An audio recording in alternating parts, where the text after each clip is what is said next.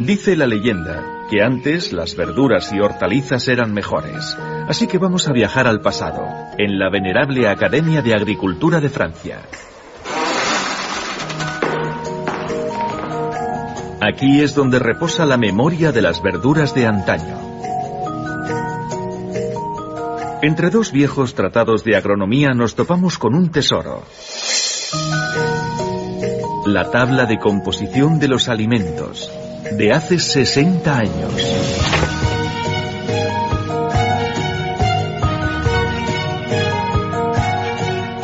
El contenido exacto de vitaminas y minerales de cada fruta y verdura de la época.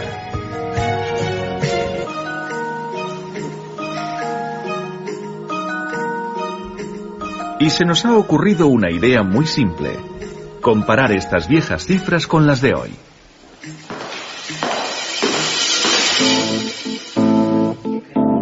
Se acabaron las austeras tablas sobre papel. Ahora los datos están en Internet. Y hemos descubierto un fenómeno de una magnitud desconocida. Las vitaminas y los minerales de las frutas y de las verduras han disminuido. Las judías verdes, por ejemplo. 100 gramos en 1960 contenían 65 miligramos de calcio. En 2017 solo tienen 48,5, un 25% menos. Y lo mismo pasa con la vitamina C. 19 miligramos entonces, frente a los 13,6 actuales. Hemos examinado una a una las 70 frutas y verduras más consumidas. Y hemos elaborado esta gran tabla con los datos. El resultado en todos los casos es una caída libre. En 6 décadas, las 70 frutas y verduras han perdido de promedio el 16% de su calcio, el 27% de su vitamina C y en cuanto al hierro, casi el 50%. Desde hace algunos años, un investigador estadounidense viene alertando sobre la disminución de los nutrientes. Gracias al señor Davis. Un aplauso para él.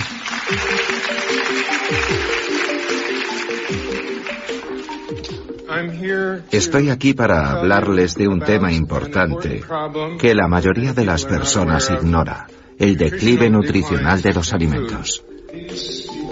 Donald Davis es bioquímico. Ha trabajado en la Universidad de Austin, Texas. Le mostramos nuestra tabla comparativa. Es muy similar a lo que hemos observado en Estados Unidos y Reino Unido. Donald Davis analizó la evolución de 43 verduras y hortalizas entre 1950 y 1999 en Estados Unidos.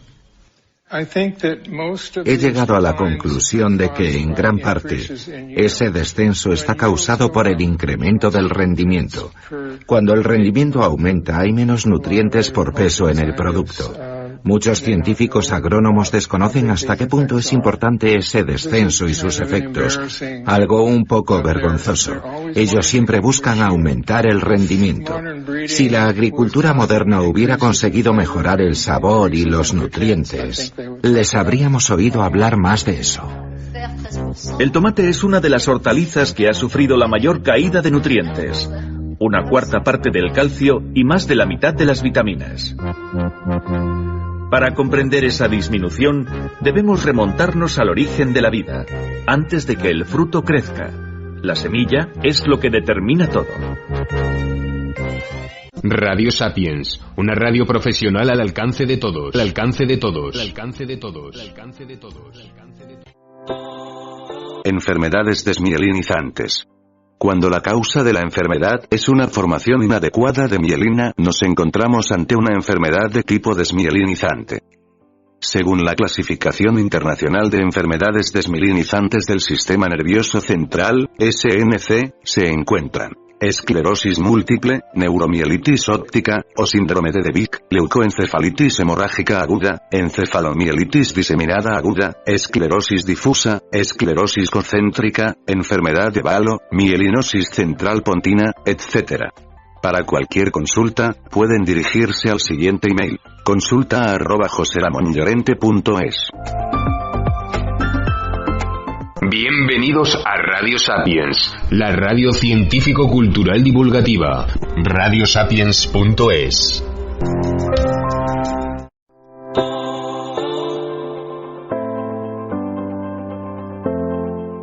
Buenas tardes, buenas noches, José Ramón. Buenas tardes, buenas noches. Sí, ¿qué tal? Buenas noches. ¿Qué tal, Mila? Bueno, pues aquí estamos un mes más. Vamos a tratar, por supuesto, sobre un tema muy interesante como lo son las enfermedades desmielinizantes. Porque el concepto de enfermedad implica un proceso patológico que destruye las vainas de mielina al tiempo que respeta las neuronas. Muy bien. Bueno, en principio vamos a hablar de que no existen las enfermedades sino los enfermos. Es evidente que somos bioquímica, que somos un cuerpo bioquímico y bioenergético que está constituido en un principio por una cantidad que no se tiene muy clara, ¿no? Aunque la que se baraja, digamos, últimamente de 75 billones de células, ¿no? Que nos constituyen, ¿no? Y esto, pues evidentemente es como, una unidad funcional, una unidad plan, que tiene toda una serie de funciones que todos conocemos prácticamente, ¿no? En definitiva, vamos a centrarnos hoy en lo que son las enfermedades desmielinizantes. En principio, creo que lo más importante es que se conozca qué es la mielina, ¿no? Que es una lipoproteína que está formada por alcohol, una cadena de ácidos grasos, fosfatos y colina. Es decir, materia precursora para que explicándolo de una forma más ilustrativa o más simple, ¿no? Como yo siempre he dicho, ¿no? Imaginemos que el cuerpo es como un polígono industrial, ¿no? Y que se requieren, para cada fábrica una serie de materias para fabricar aquello que fabrican, ¿no? Pues si son tuercas de acero o tornillos de acero, pues será acero, y si son cubos de plástico o utensilios de plástico, pues será plástico, así, ¿no? Pues muy bien. En el cuerpo sucede lo mismo. Nosotros tenemos que aportar unas sustancias que son vitaminas, minerales, oligoelementos, aminoácidos, ácidos grasos esenciales y ácidos grasos no esenciales también. Es decir, materias, además de los macronutrientes como son las proteínas, los glúcidos y los lípidos, para que todas estas células puedan fabricar las sustancias que requieren para su consumo o para su función y también para su reproducción y reparación, todo aquello que se requiere, ¿no? Pues muy bien, a partir de aquí yo voy a explicar lo que es el sistema nervioso central y periférico, que está constituido por neuronas, que son las unidades, digamos, como lo que se denominan axones, ¿no? Que son como unos cables eléctricos que generan y conducen la electricidad, ¿no? Muy bien. Estos cables eléctricos están recubiertos por una vaina que es mielina, está formada por mielina, o se denomina mielina, ¿no? Que es la que mantiene el paso de esta electricidad, ¿no? Bien. Cuando hay una deficiencia de mielina, pues se producen lo que se denominan áreas diseminadas de cicatrización y esto afecta a todo el sistema, bien nervioso central o periférico, aunque también hay axones que no tienen vaina, ¿no? O sea, no son todos, digamos, con vaina, ¿no? Esto, lo que se produce en definitiva son placas, ¿no? O sea, son denominadas placas, que son estas cicatrizaciones, ¿no? Y a partir de aquí, se produce una rotura de la transmisión de esa energía, ¿no? Y a partir de aquí es cuando se pueden generar ya, todo lo que se denominan, enfermedades desmielinizantes, ¿no? Estas prolongaciones que estamos llamando axónicas, ¿vale? ¿Los axones son lo mismo que las dendritas? No, las dendritas son otra cosa. La dendrita es lo que el axón conecta con la dendrita, para lo que es la transmisión. Y lo que tiene esa película, no todos los axones tienen película. No todos los axones, una gran parte de axones están protegidos por esa vaina.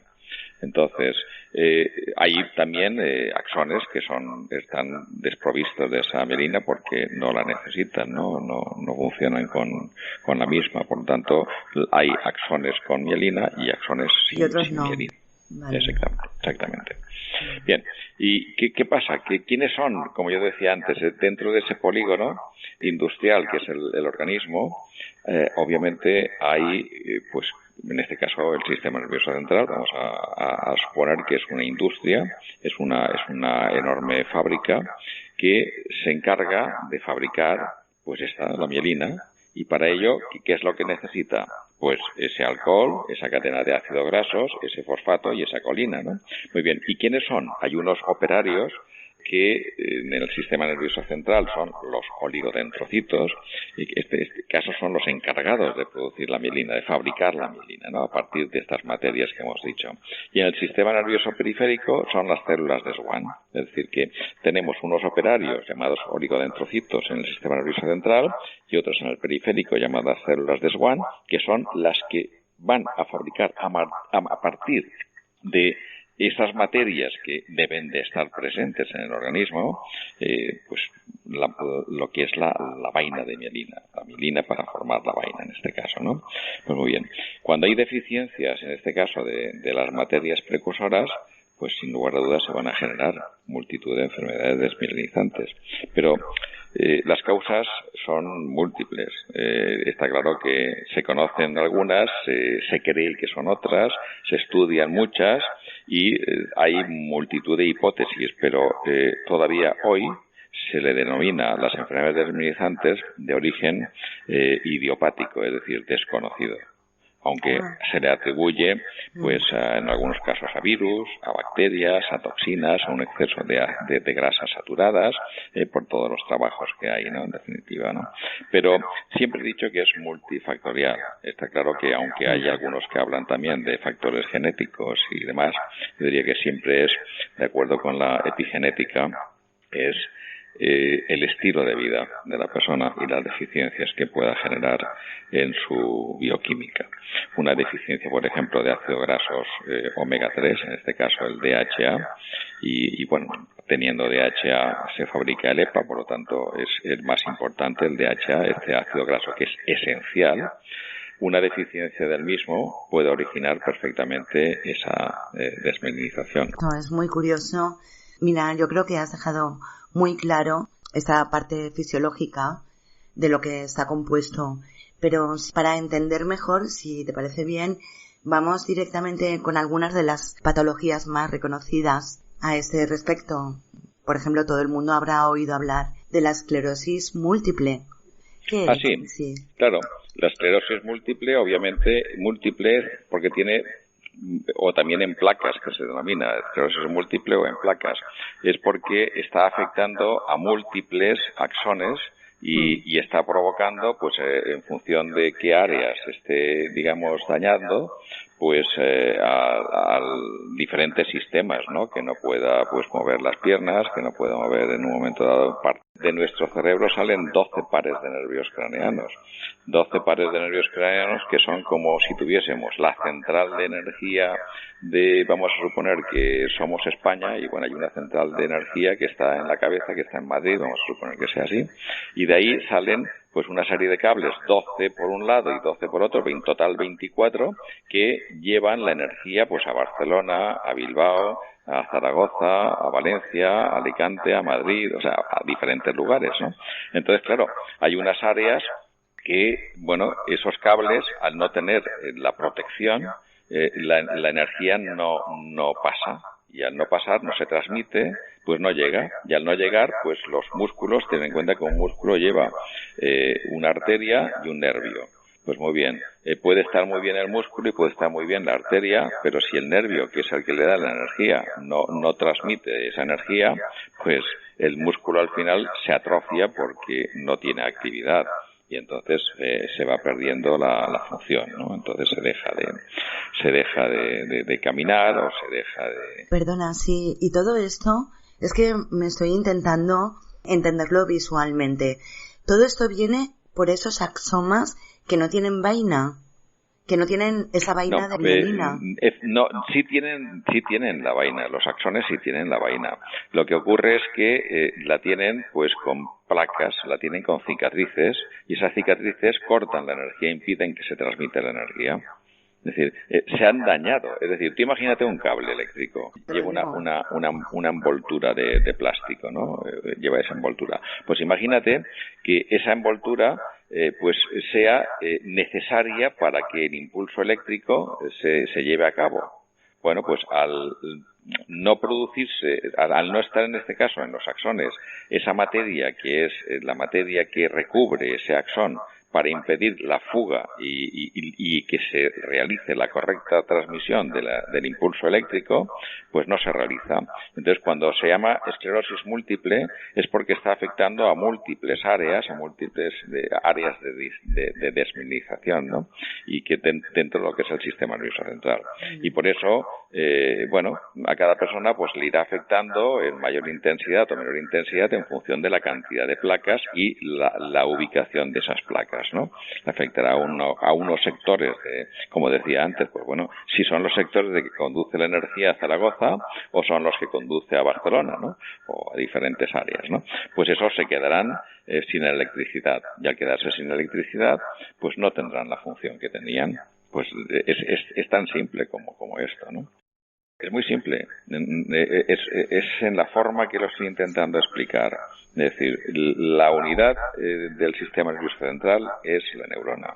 La neurona tiene como unos cables eléctricos que se llaman axones, que conectan con las dendritas y que transmiten la energía, o sea, la conexión dendrita-axón, las redes neuronales, en fin, todo esto es muy importante para la energía es fundamental, ¿no?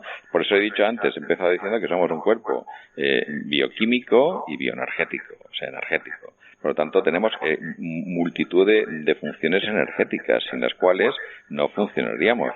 Bueno, pues los 12 pares de nervios craneanos que transmiten la energía a todo el organismo, pues tienen fallos en la unidad central donde tienen que tener la salida, ¿no? Pues si ya de salida no sale porque está bloqueada o está incapacitada porque hay un daño en la vaina que protege a ese cable eléctrico llamado axón que transmite la energía, pues entonces se corta, hay una pérdida de energía y una pérdida o una incapacitación total, ¿no? Una fuga de esa energía. Que luego se recupera, ¿no? ¿O no? No se recupera.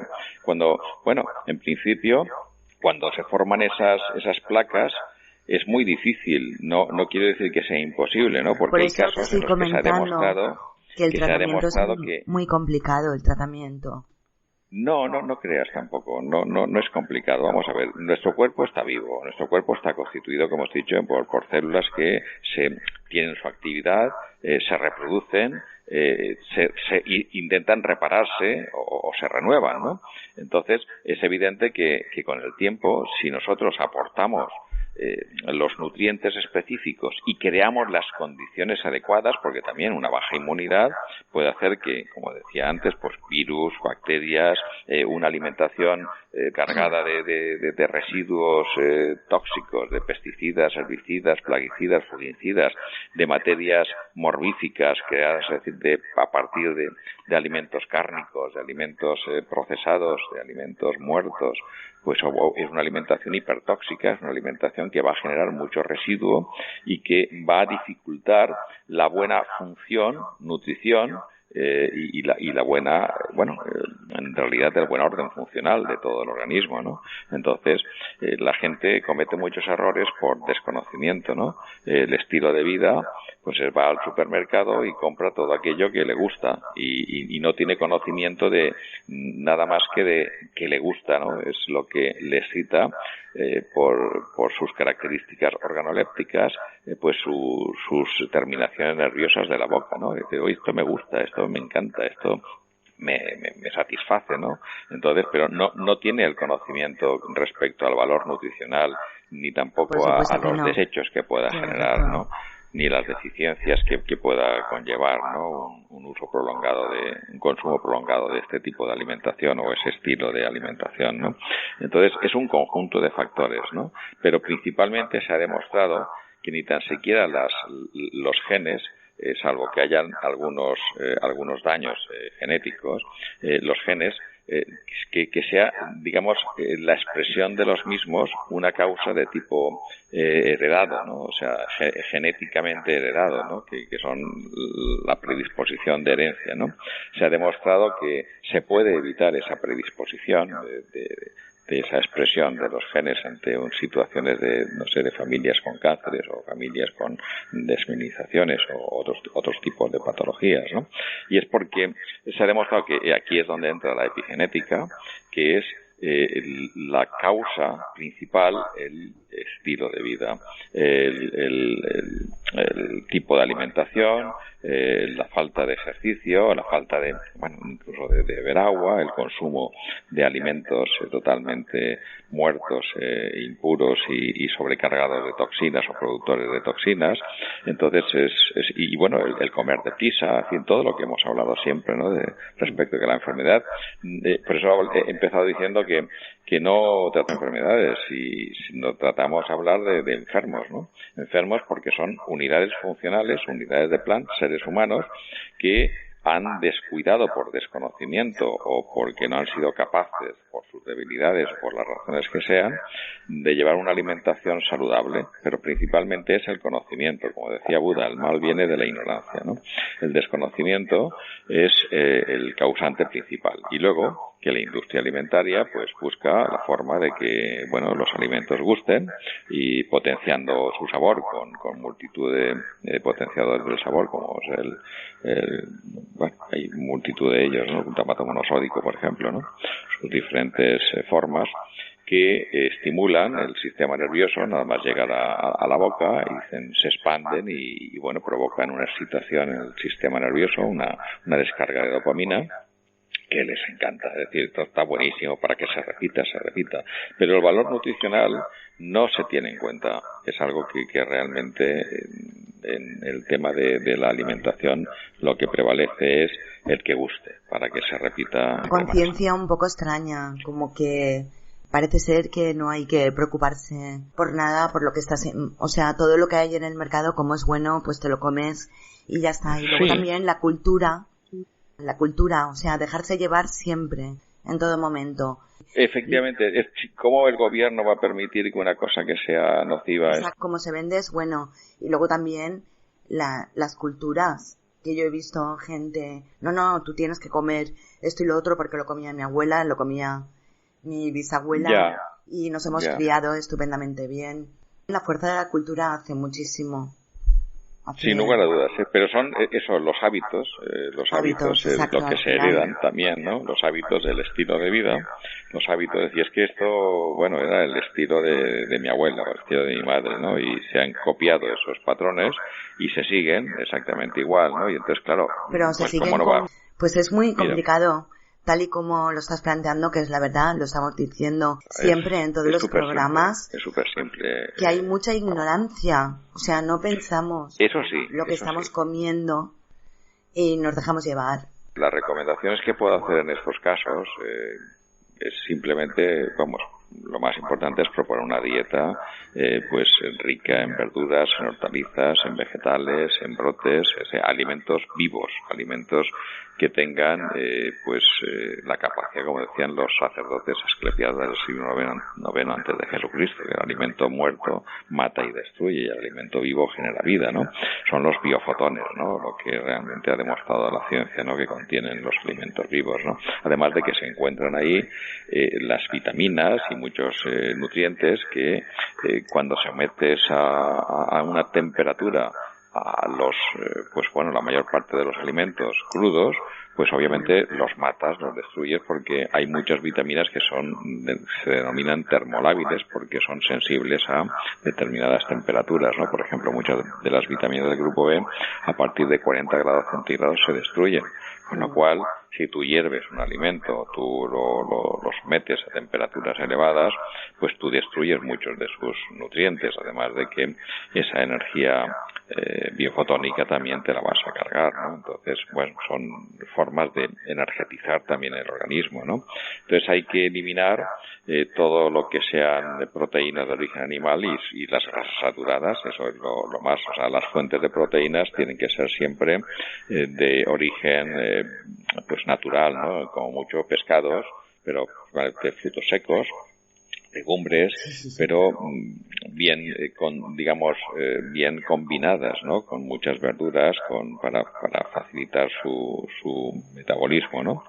Por supuesto, hay que evitar el azúcar, todo tipo de azúcares y todo tipo de edulcorantes, ¿no? Que son, innecesarios y que excitan el sistema nervioso y que lo agotan también, ¿no? Por supuesto, también, a su vez, es muy importante el que las personas que tienen este tipo de enfermedades o tienen ciertas predisposiciones por su estilo de vida, mastiquen bien los alimentos. Es fundamental.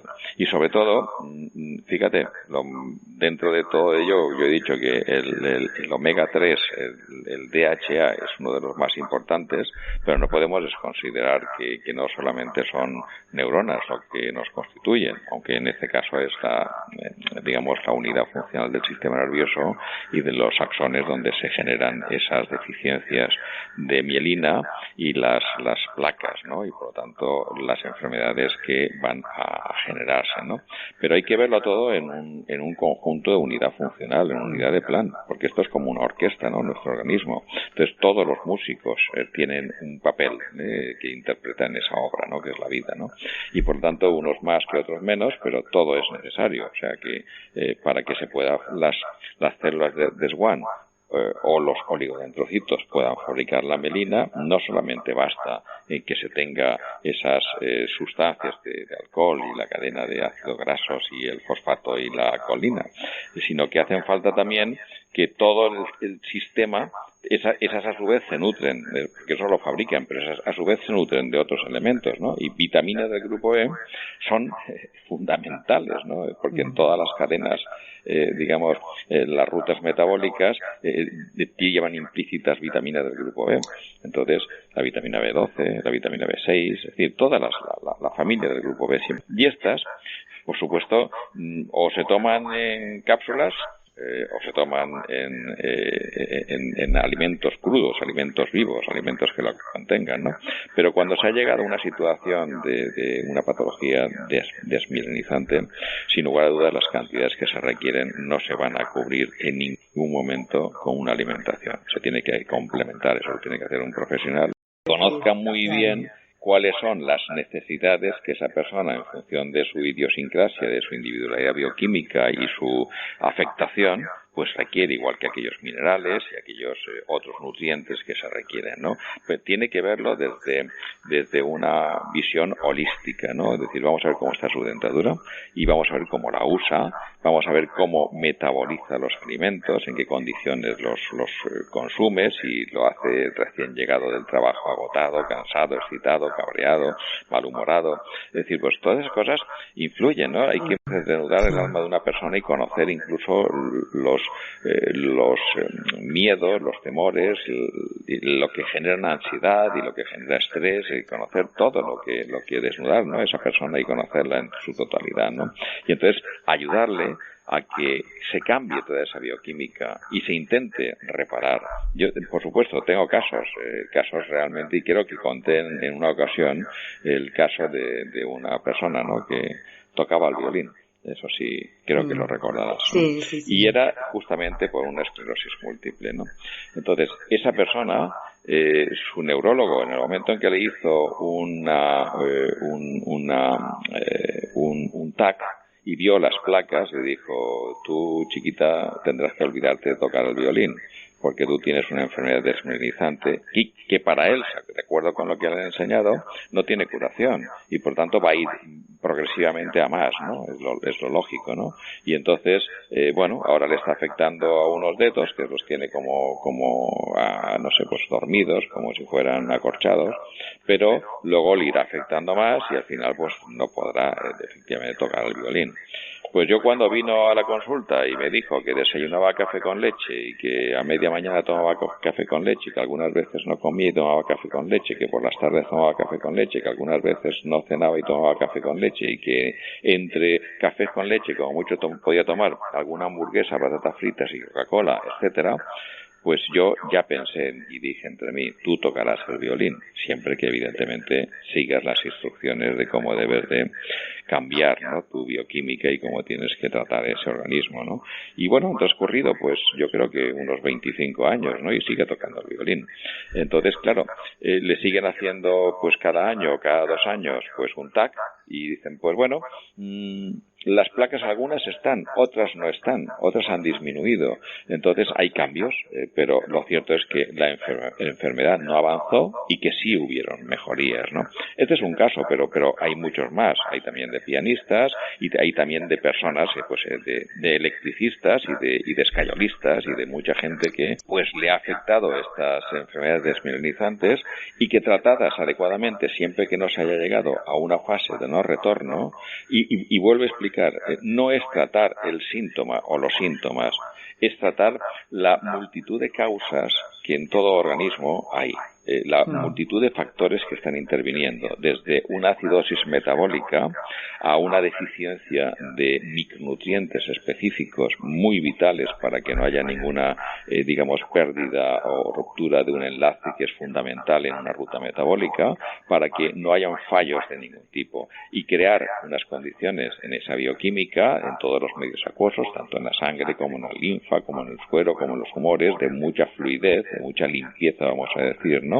Potenciar el sistema inmune, evitar, es decir, que haya una sobrecarga, en este caso, de materias impuras, de materias nocivas, de residuos procedentes del metabolismo celular nocivos o fermentaciones pútridas anormales, es decir, que haya toda una unidad funcional, digamos, en condiciones, ¿no? Por eso se crean las condiciones de depurar, desintoxicar, descongestionar, alcalinizar, nutrir, y para eso hay que muchas veces educar, porque no solamente está en la alimentación, sino en la forma de procesar esos alimentos, que es lo más importante, ¿no? Porque podemos tomar alimentos muy saludables y comerlos en condiciones de estrés, de agotamiento, y no olvidemos, que yo siempre lo recordaré, ¿no?, que cuando vamos a comer, pues prácticamente casi la mitad de la sangre que nosotros tenemos, que son unos 5,5 litros aproximadamente, pues van al área digestiva, que requiere pues eso, aumentar la temperatura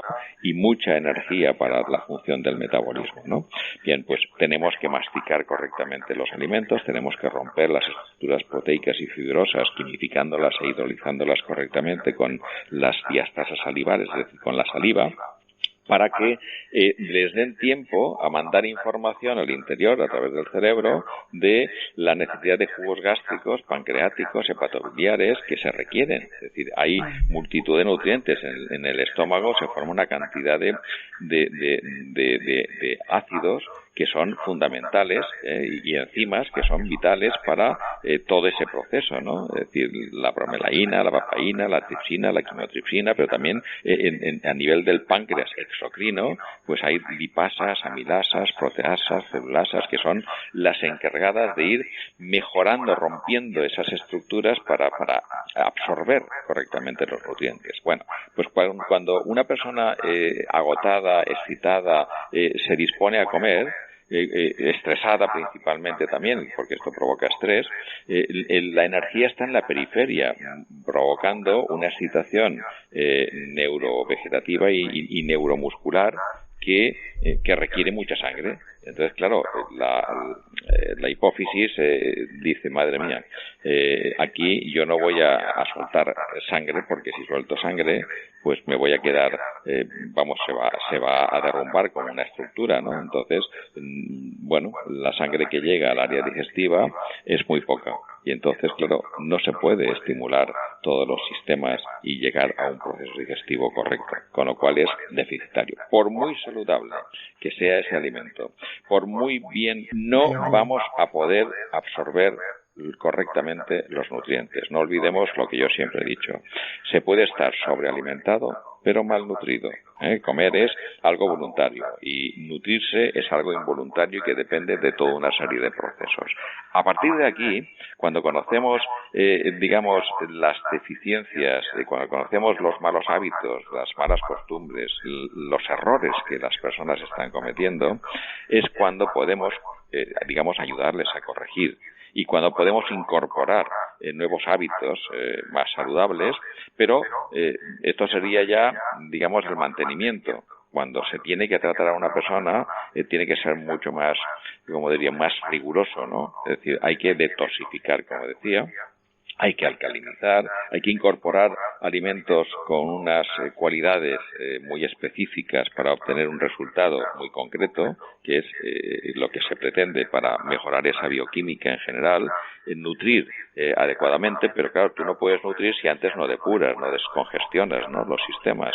Y por tanto, este es el arte de un profesional que tiene que conducir ese caso, de tal manera que se lleve a cabo todo un proceso de reforma y de acondicionamiento para que se intente, es decir, dotar en un momento determinado de los nutrientes necesarios para que un sistema pueda intentar reparar los daños que se han causado por ese conjunto de factores que han intervenido, ¿no?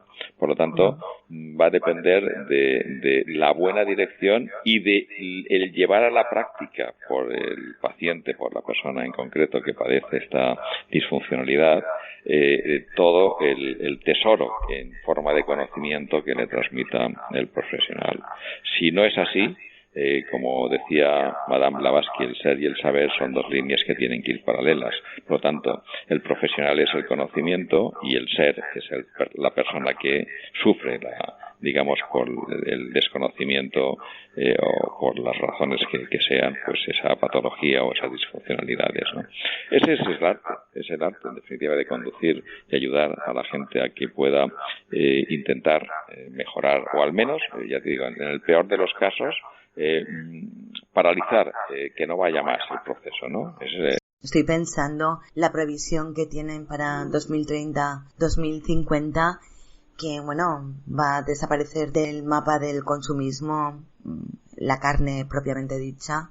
Sí, que va a ser de fabricación de síntesis, sí, es lo que bueno, se pretende. Y estoy pensando en este suculento manjar como los gusanos hidrofilados, que piensan incluirlos en la dieta de consumo a nivel social, gusanos, imprimir carne en 3D, lo que no sé es qué tipo de materiales, pero bueno, es que estamos hablando de que el futuro justamente se va a alejar mucho de la proteína animal natural. Y en todo caso, gusanos hidrofilados. O sea, estás hablando de esto y me estoy acordando de estas últimas noticias que ya están muy extendidas en muchísimos medios. Supongo que no serán gusanos vivos, si son hidrofilados. Bueno, en algunos casos se comen vivos y en algunos países, o sea que en África, culturas que los comen directamente, los cogen de los árboles, muchos de los animales, de los monos, ¿no?, que se comen de vez en cuando algún gusano, ¿no? Vamos de camino dietas vegetales imprimidas que se alejan muchísimo de las proteínas. Ya, pero todo eso ten en cuenta que es pensando en que tenemos una superpoblación y que llega un momento en que la producción de la tierra pues no llegará a producir lo suficiente para alimentar a toda la humanidad, ¿no? Entonces se está ya estudiando, ya se han hecho muchas pruebas y ya efectivamente hay gente que está comiéndola ya. Sí, sin lugar a dudas. Pero todavía no se comercializa como tal, ¿no? O sea, hay autorizaciones para que se puedan consumir ya procedentes de determinados bichitos, pues se puedan ya producir ya materias como proteínas o grasas o otros tipos de, digamos, de nutrientes, ¿no? Es cierto, sí, es cierto. Sí, y por eso lo estoy comentando, que es no solamente tenemos que hacer el esfuerzo de concienciarnos qué es lo que entra por la boca, que no confiemos que todo lo que está ahí expuesto en las estanterías es bueno y es óptimo, y que tengamos control de calidad, y eso es a través del conocimiento. Porque, por ejemplo, la cultura del sushi, el pescado crudo que se comen en zonas orientales. En Japón o las algas. Sí, pues claro. también. Bueno, es explotar también todo el potencial en algas, ¿no? Son ricas en muchos nutrientes, ¿no? Por lo tanto, ¿por qué no? Pero estamos hablando de algas, que son alimentos que son desecados. No, está bien. Lo que ocurre es que llegará un momento en que, no lo sé, a veces, pues bueno, el ser humano va sufriendo una mutación, una adaptación, ¿no? Pero esto puede llevar miles de años, ¿no? Para que así suceda, ¿no? Y llegará un momento, a lo mejor, pues no sé, que con una pastillita podremos cubrir, te darán un cable aquí en la nuca y podremos, no sé. De momento estamos diseñados para procesar unos alimentos que entran por la boca, que se tienen que procesar mediante unas enzimas, de una serie de gas y mecánicas. Bueno. Pero es más directo comer con cápsulas, lógicamente, si previamente. Pero entonces se van a ir atrofiando todas las otras funciones. Entonces llegaría un momento en que cambiaríamos, ¿no? Y bueno, no sé, es muy... Puede cambiar la humanidad. O sea, como ser humano puede cambiar, solamente por cambiar la dieta. Claro, podemos cambiar la forma, digamos, de nutrirnos. Evidentemente, para que nuestras células trabajen, como decía, se reproduzcan, intenten repararse, etcétera, pues bueno, pues necesitan ahora mismo de una serie de sustancias, ¿no? Bueno, pues si esas sustancias las aportamos de una forma sintetizada, pues es que no lo sé realmente, pero lo cierto es que se requieren, además de esos valores nutricionales, otros valores energéticos, los biofotones que hablábamos, ¿no? Es decir, la energía biofotónica que está en muchos alimentos. Eso no la podemos cargar, y los microondas, los procesos de sometimiento del alimento a las altas temperaturas, pues se destruyen, ¿no? Pues de ahí la necesidad de tomar alimentos crudos, alimentos vivos. Necesitamos tener energía, es decir, tú comes una manzana y te comes la manzana que tiene, pues eso, una serie de compuestos que se tienen que procesar mediante un proceso digestivo, pero porta además una energía. Esa energía biofotónica se integra de una forma diferente a lo que vas a metabolizar mediante una serie de procesos digestivos, ¿no? De ahí que el alimento vivo sea tan importante, ¿no? ¿Qué pasaría con las personas que comen carne imprimida? Porque parece ser que al gusto tampoco hay tanta diferencia. Y repito, las personas comen por el placer para que se produzcan las debidas dopaminas, endorfinas, entiéndeme. ¿Qué pasará con ese tipo de alimentos? Pues a lo mejor, porque cuando ya lo están sacando, es que podría ser mejor. A lo mejor podría ser mejor, porque a lo mejor esa carne que biosintetizan no tiene las hormonas que lleva, no tiene los antibióticos, no tiene pues una serie de desechos procedentes del metabolismo del propio animal, ¿no? Es decir, los desechos cadavéricos, las células muertas. ¿Podría ser mejor? En un momento determinado, a nivel nutricional, podría ser mejor, porque además la carne, aunque sea, pues bueno, a todos los efectos sea considerada como un alimento casi esencial, no lo es, porque hay una enorme población del planeta que no consume carne, y no por ello se muere, al contrario, es más longeva y tiene menos enfermedades. Luego está considerada la carne como un alimento hipertóxico y no, aunque tenga unos valores de proteínas muy elevados, pues no es el alimento más saludable. Putrescinas, espermidinas, hay residuos y además... Hay que ser realistas, claro. Sí, la carne es muy tóxica y además provoca muchas enfermedades, ¿no? Todo depende de si se abusa o no se abusa. Nosotros tenemos la capacidad de poder metabolizar la carne, ¿no? Claro. Pero hay personas mucho más sensibles que les va a afectar mucho más que a otras, ¿no? Pero hay gente que abusa y come todos los días carne, ¿no? Y no puede vivir sin carne. La carne también tiene otros inconvenientes, ¿no? Y es que contiene hiposantinas, que son como una sustancia que droga, ¿no? Que crea necesidad en el organismo, ¿no? Y por tanto es como eso, es la excitación, una sustancia excitatoria, ¿no? Y que provoca necesidad, crea hábito, crea necesidad.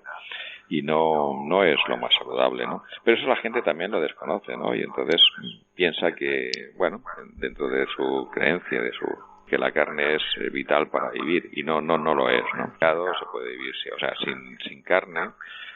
Las fuentes proteicas, sin proteínas no se puede vivir, eso sí, está claro. Pero las proteínas las podemos obtener, aunque con mayor dificultad, cierto es, pero el organismo se adapta y bueno, pues en un momento determinado, cuando una persona está, digamos, acostumbrado a su organismo a obtener las proteínas, es decir, los aminoácidos, ya prácticamente se desmontan con mayor facilidad y se vuelven a reconstruir en estructuras proteicas en la forma, digamos, nuestra, pues no sucede de la misma manera cuando obtenemos proteínas de origen vegetal. Hay que hacer más procesos y es más complicado.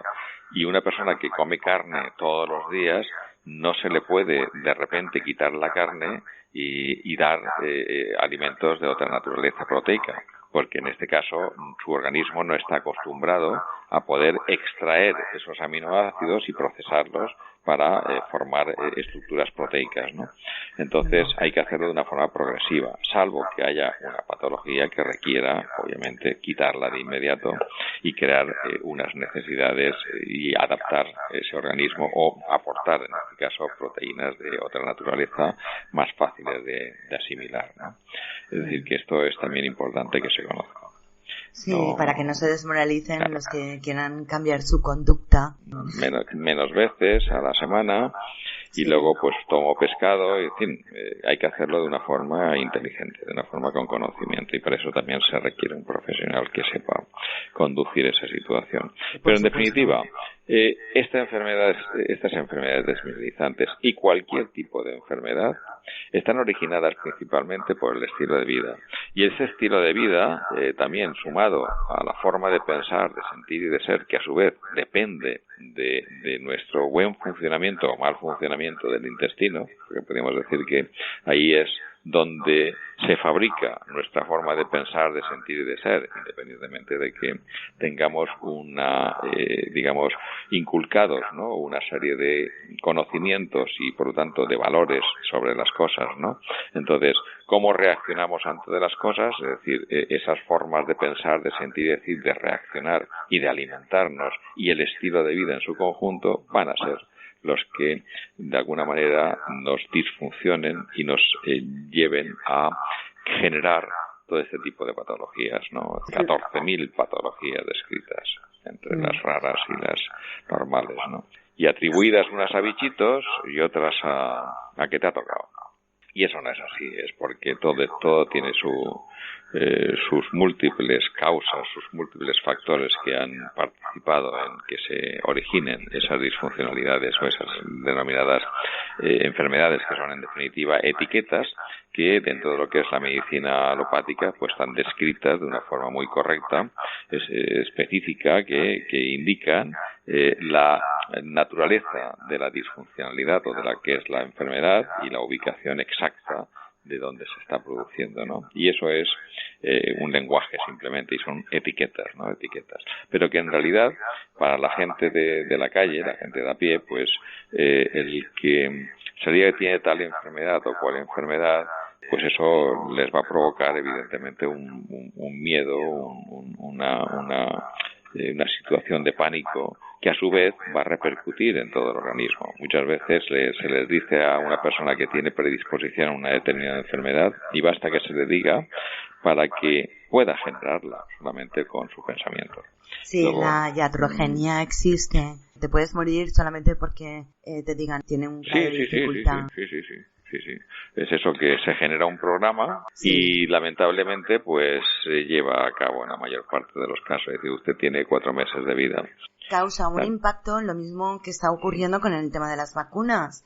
Yo, para mí, que hay gente que se pone enferma solamente porque te dicen, te han inoculado un metal, te quedan 2 días, te van a programar, eso va a estar unido al 5G. Claro, la gente se muere porque se cree lo que está oyendo, se mueren de iatrogenia, no se mueren de otra cosa. Te pongo un ejemplo exagerado para que se entienda. Que sí, que las etiquetas a veces son demasiado mordaces, o cuando te pronuncian la palabra cáncer, te lo dice un especialista, no te programas porque me ha dicho un experto que me quedan 3 meses y me muero porque me ha dicho que en 3 meses me voy a morir. Vale, eso es una evidencia científica que ocurre, que te mueres porque te lo dicen. Ya, es cierto. Esto es una evidencia. Yo quería añadir una cosa dentro de lo que estamos hablando para que la gente pueda tener una idea de que no solamente es aportar un ácido graso esencial, en este caso esencial es que no lo biosintetizamos y hay que aportarlo con la alimentación o con la complementación. Evidentemente, cuando se ha provocado una deficiencia importante por las condiciones o por la propia deficiencia de la materia precursora, pues no lo podemos obtener con suficiente cantidad, ¿no?, de la alimentación, y por lo tanto hay que suplementarlo, ¿no? Pero fíjate, dentro de lo que son estas enfermedades desmineralizantes, simplemente para que veas dentro de lo que yo escribí en un artículo de las necesidades que son, primero los alimentos beneficiosos, ¿no? Pues aceites que son necesarios pues por las grasas poliinsaturadas procedentes de los aceites de semillas y también del pescado, ¿no? Son fundamentales, ¿no? Por supuesto, tomar cereales integrales y frutos secos que proporcionan una buena fuente de proteína, de zinc, de vitaminas del grupo B, todas ellas indispensables para la función inmune y del sistema nervioso, ¿no? Frutas, que son fuentes de vitaminas y otros elementos fitoquímicos, legumbres, que son fuentes de proteína de gran valor biológico, verduras crudas en forma de ensaladas, como decía al principio, que tienen una gran cantidad de vitaminas, minerales y otras sustancias que contribuyen a mejorar la función inmunitaria. Y en cuanto a la complementación, pues el ácido gamma-linolénico, que en este caso es también, bueno, el primer jefe de fila de los ácidos de cadena grasa, de grasa, ¿no?, larga, de cadena larga.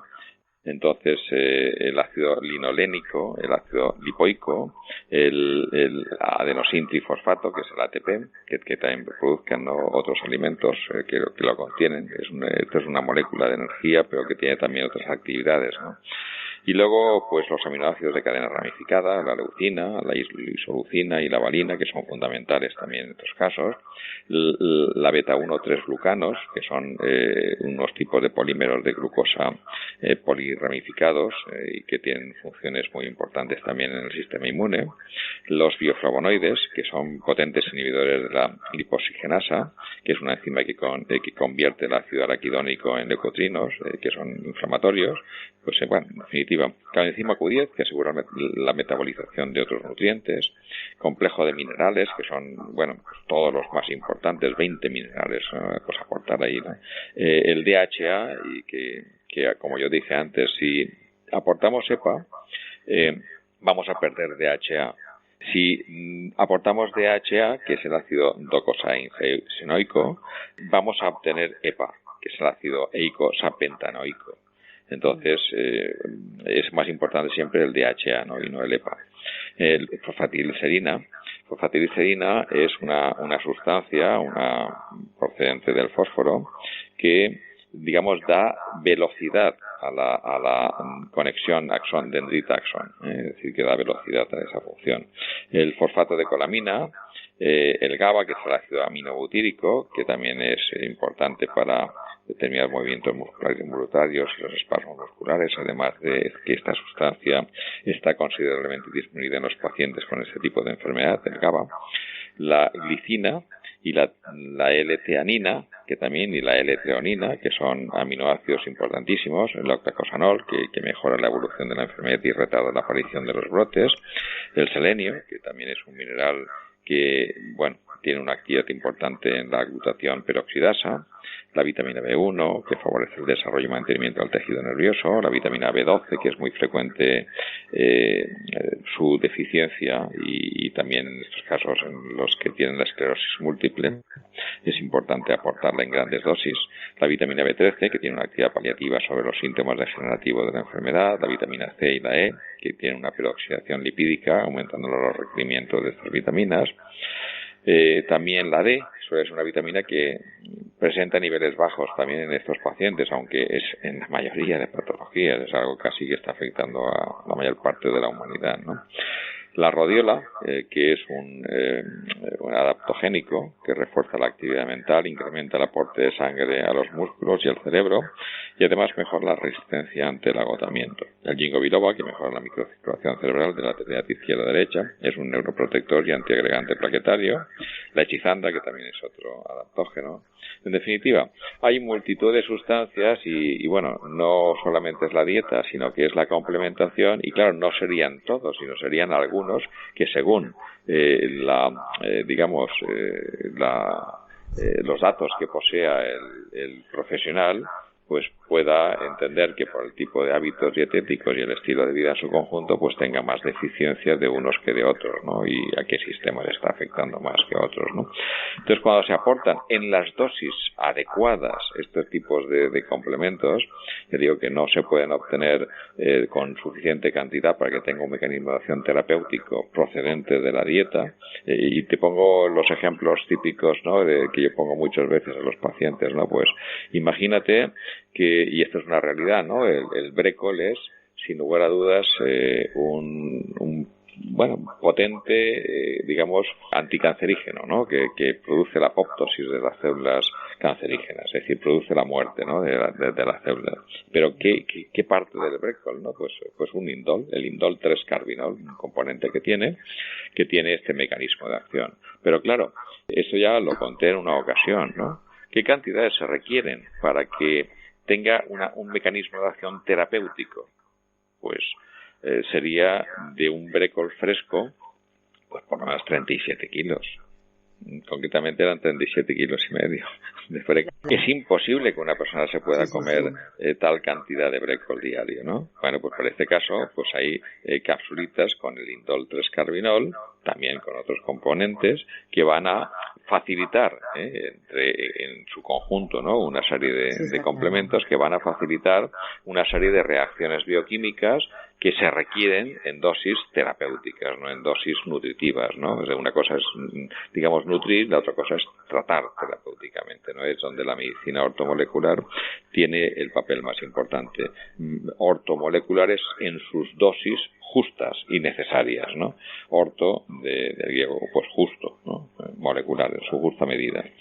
En definitiva, que todo esto es el arte, ¿no? El arte de conducir, de saber en un principio y de conducir en otro, ¿no? Es decir, cuando uno sabe, pues sabe que que debe transmitir ese conocimiento al que no sabe, pero eso es diferente el abordaje que se hace desde las terapias naturales a las terapias, químicas o alopáticas, que es no revelar nada, ¿no? Mire, esto es que le ha tocado y punto, esto es atribuible a un bichito, o a un hongo, a una bacteria, o no lo sabemos, estamos estudiándolo. Entonces nosotros, pues conocemos, las causas principales, ¿no?, de todas las disfunciones, y las transmitimos, pues ayudando a esa persona que sufre esa dolencia a que tenga el conocimiento y que después decida libremente si quiere utilizarlo o no, porque cada uno, yo siempre he dicho que debe de tener la libertad de decidir qué riesgos quiere asumir, ¿no? Una cosa es que se produzcan por desconocimiento, y otra cosa es que, a pesar de tener el conocimiento, no quiera llevarlo a la práctica, por las razones que sean. No tiene derecho a decidir si quiere llevarlo a cabo o no quiere llevarlo a cabo, pero por lo menos que lo sepa, ¿no?, que hay posibilidades. Cierto es que no es tomarse una pastillita y ya está, hay que, participar mucho llevando a la práctica todo ese conocimiento, y esto pues es más difícil que tomarse una pastillita, que es mucho más fácil, ¿no?, y más cómodo, ¿no? Pero mientras no se lleven a cabo todos estos cambios y se lleven a cabo todo el conocimiento, llevarlo a la práctica, no se podrán erradicar o o mejorar, ¿no?, las enfermedades de la naturaleza o etiología que sea. Esa es la situación.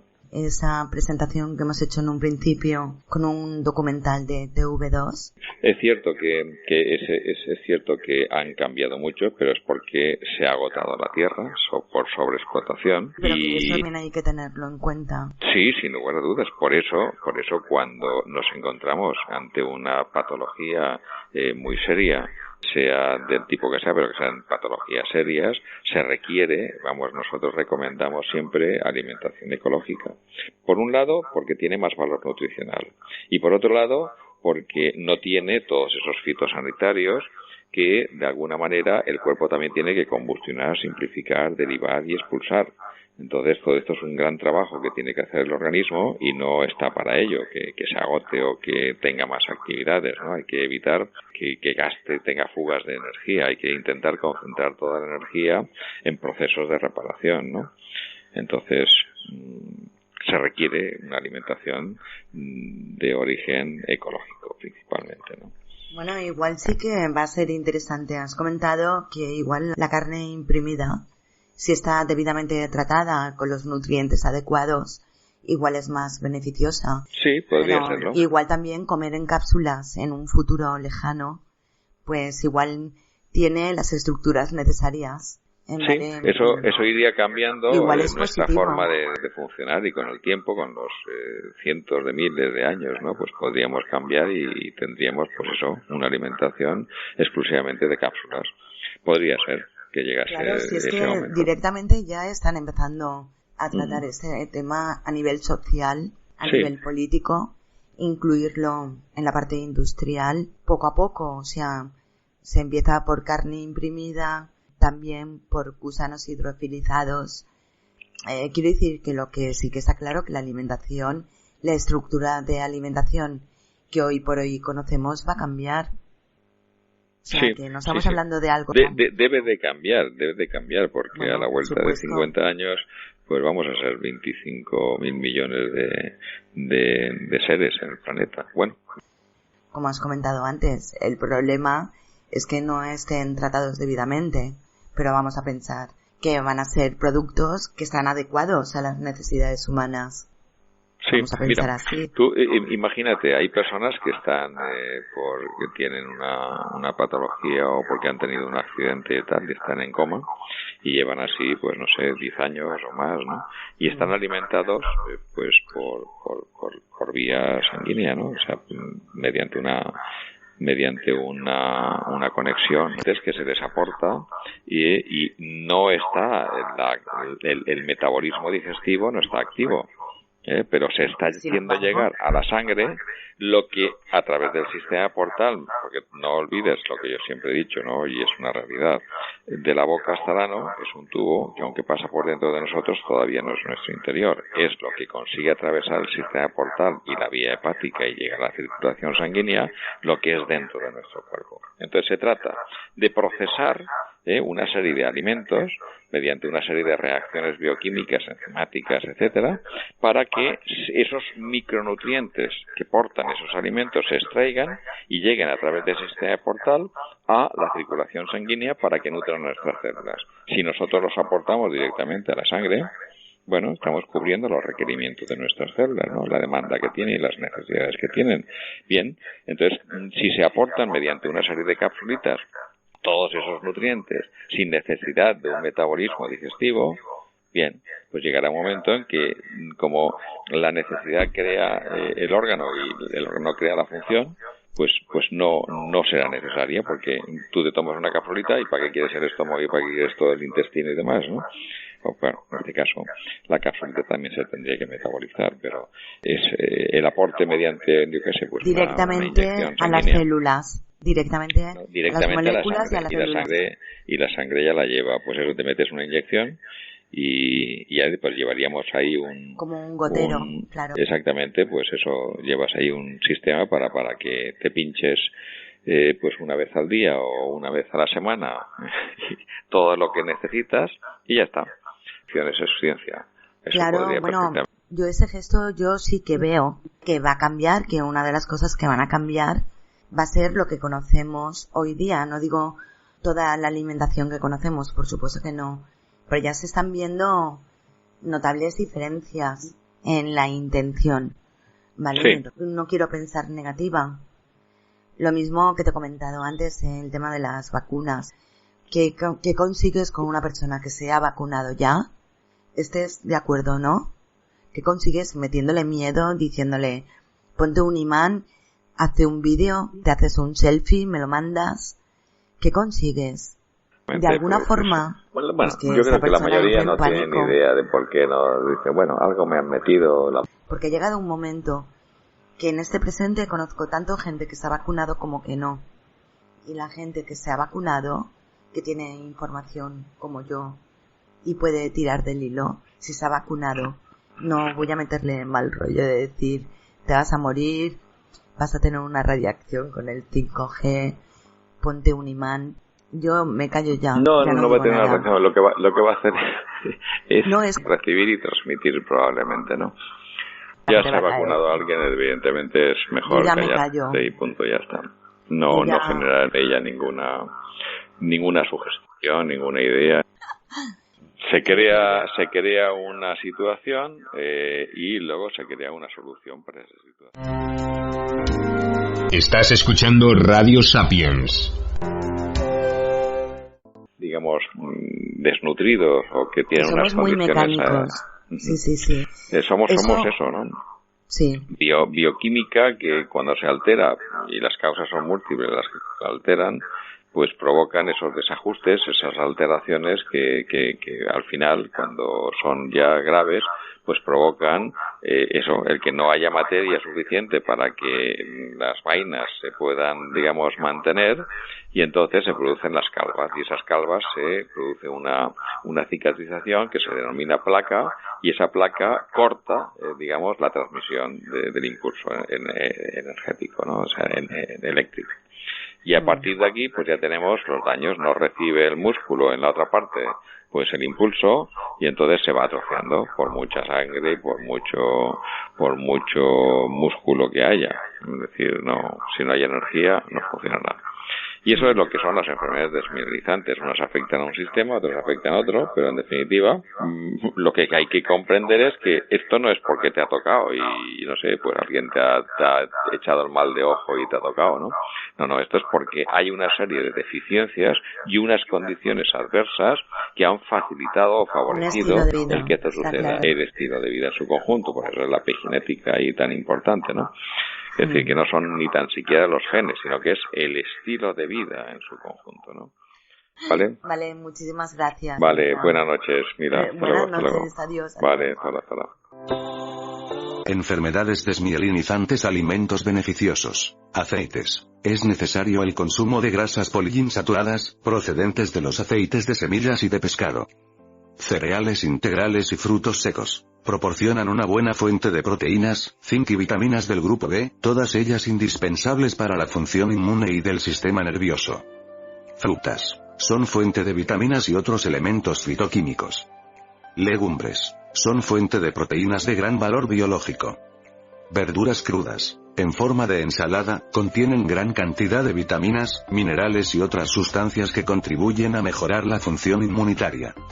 Complementación ácido gamma-linoleico. Podría ser más eficaz que el ácido linoleico, ya que se une con mayor rapidez a los lípidos del cerebro y podría tener una más notable actividad inmune. Ácido linoleico. Se ha comprobado que su ingesta reduce la gravedad y duración de las recaídas. Ácido lipoico. No solo es un potente neuroprotector, sino que además participa de la regeneración del sistema nervioso. Es un poderoso detoxificador y quelador de metales pesados. Adenosin 5-trifosfato disódico. Es la molécula de la energía, pero tiene también otras actividades que en este caso pueden resultar interesantes, como son el convertirse en un aporte extra de energía, muy necesario en estas patologías, estimula el flujo sanguíneo y por tanto mejora la nutrición celular y la eliminación de productos de desecho se lleva a cabo más rápidamente, reduce significativamente la fatiga, mejora la función mental y muscular. GAS o aminoácidos de cadena ramificada, leucina, isoleucina y valina, ralentizan la pérdida de la función motora y mejoran la resistencia muscular. Beta, 1,3 glucanos. Es un polímero de glucosa poliramificado. Su principal acción se centra en ejercer una potente actividad inmunitaria estimulando el sistema inmune innato, es capaz de actuar como un importante antioxidante, además de ser un potente quelador de metales pesados. Biosflavonoides. Son potentes inhibidores de la lipoxigenasa, una enzima que convierte el ácido araquidónico en leucotrienos inflamatorios, por lo que se convierten en antiinflamatorios de primer orden. No podemos olvidar otros beneficios como la mejora en la circulación y su efecto protector sobre la función celular. Coenzima Q10. Asegura la metabolización de otros nutrientes. Complejo de minerales. Potencian el sistema inmune y favorecen la transmisión de la energía nerviosa. EPA, ácido eicosapentaenoico, y LA, ácido docosahexaenoico. Son capaces de inhibir la agregación plaquetaria, además, tienen actividad antiinflamatoria y participan en la función inmunitaria. Fosfatidilserina. Es una sustancia fundamental para la función de la célula nerviosa, ya que no solo protege la función de la membrana celular, sino que además participa de la conducción del impulso nervioso, entre otras actividades. Fosfato de colamina, calcio AF. Es eficaz al inicio de la enfermedad evitando el entumecimiento, los espasmos musculares, mejora la marcha, el equilibrio y la coordinación. GABA, ácido gamma-aminobutírico. Se utiliza para evitar los movimientos musculares involuntarios y los espasmos musculares, además, esta sustancia está considerablemente disminuida en los pacientes con esta enfermedad. L-glicina. Es un aminoácido fundamental para evitar la espasticidad. L-teanina. Es un aminoácido presente en el té verde que estimula la producción de ondas cerebrales de tipo alfa, provocando un estado de relajación profundo y está involucrado en la formación del neurotransmisor inhibitorio GABA, ácido gamma-aminobutírico, provocando también un efecto relajante. L-treonina. Es un aminoácido esencial que participa en el mantenimiento de la vaina de mielina. Es precursor de la glicina, una sustancia que se ha reconocido beneficiosa como protector del sistema neuromuscular, sin embargo esta sustancia no atraviesa la barrera hematoencefálica pero la treonina sí lo hace. Reduce varios síntomas de la EM, entre otros la espasticidad. Octacosanol. Mejora la evolución de la enfermedad y retarda la aparición de los brotes. Selenio. Se utiliza con el fin de mejorar la actividad de la glutatión peroxidasa. Vitamina B1. Favorece el desarrollo y mantenimiento del tejido nervioso. Vitamina B12. Es muy frecuente su deficiencia en los pacientes con EM, inducida quizá por problemas de absorción. Vitamina B13. Tiene una actividad paliativa sobre los síntomas degenerativos de la enfermedad. Vitamina C y E. La peroxidación lipídica aumenta los requerimientos de estas vitaminas. Vitamina D. Suele ser una vitamina que presenta niveles bajos en estos pacientes. Vitaminas del grupo B. Son fundamentales por su incidencia sobre el sistema nervioso. Rodiola. Refuerza la actividad mental, incrementa el aporte de sangre en los músculos y el cerebro, además mejora la resistencia ante el agotamiento. Ginkgo biloba. Mejora la microcirculación cerebral, es un neuroprotector y antiagregante plaquetario. Schizandra. Es un adaptógeno que mejora el estrés y combate la fatiga, es antioxidante y mejora la función inmune. Tanto el tratamiento a seguir como las dosis a prescribir son trabajo de un especialista de la salud, y en ningún modo esta nota puede ser utilizada como tratamiento específico, tan solo sirve como elemento orientativo e ilustrativo para tratar algunas alteraciones de la salud. Para cualquier consulta, pueden dirigirse al siguiente email: consulta@joseramonllorente.es.